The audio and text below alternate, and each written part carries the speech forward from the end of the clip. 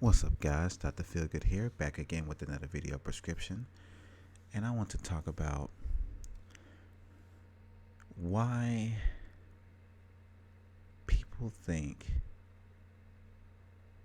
companies should know something. Okay, so this is going to be history versus hindsight. All right, let me elaborate. Personally, as I look at Google Plus, Twitter, Facebook, I always see some of the dumbest comments. But the ones that pique my interest for this particular video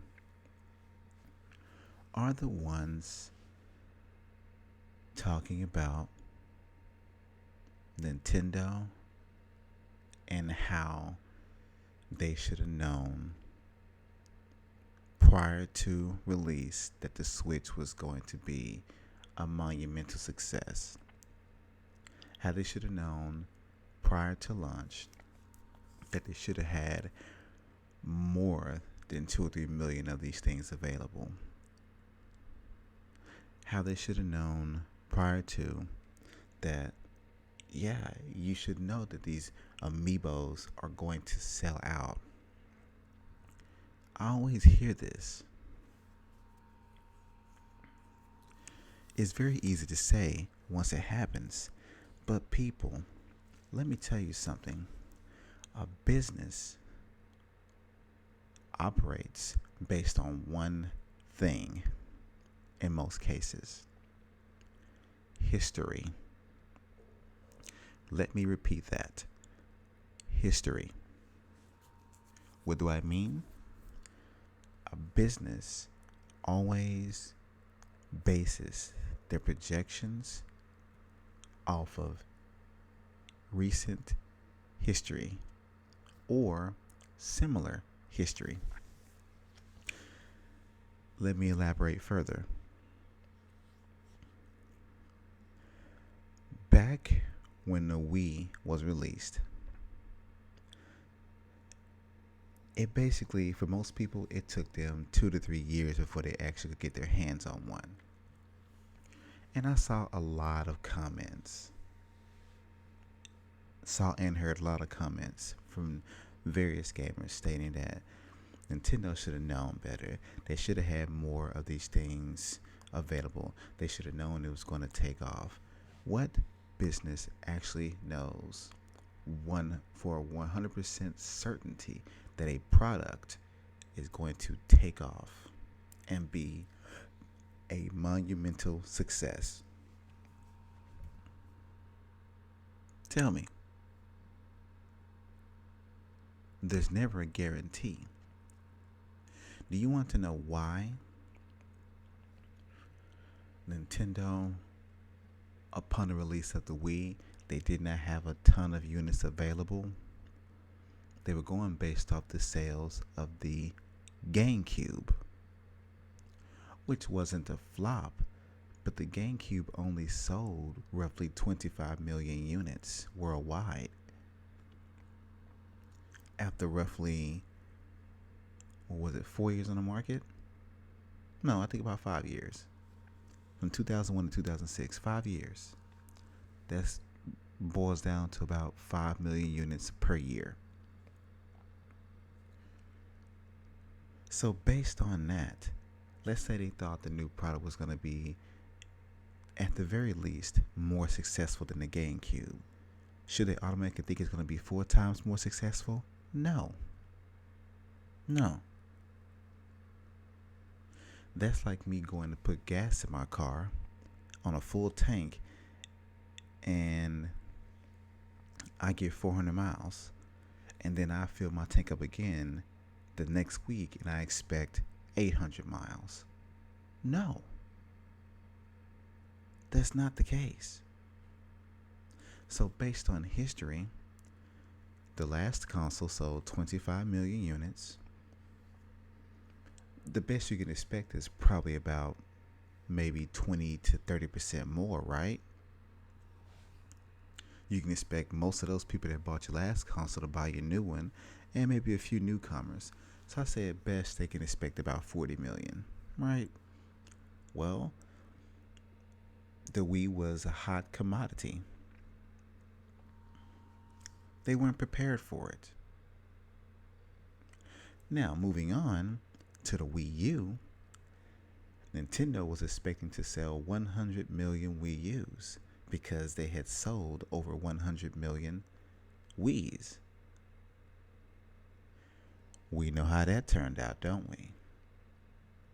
I think the Wii U has moved just around 14 to 15 million units worldwide after 4.5 years on the market.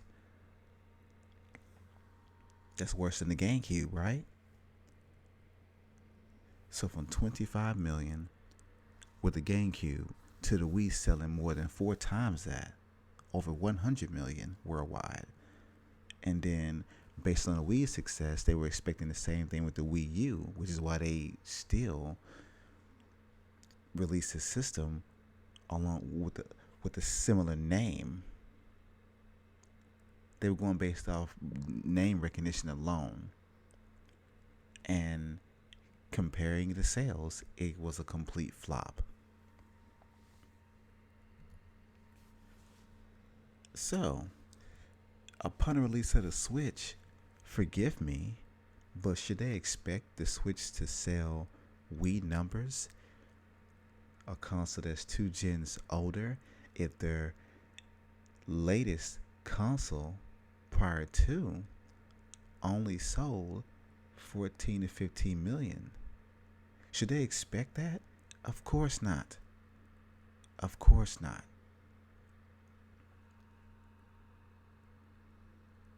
It boggles my mind when I still see comments where people say Nintendo's effing up.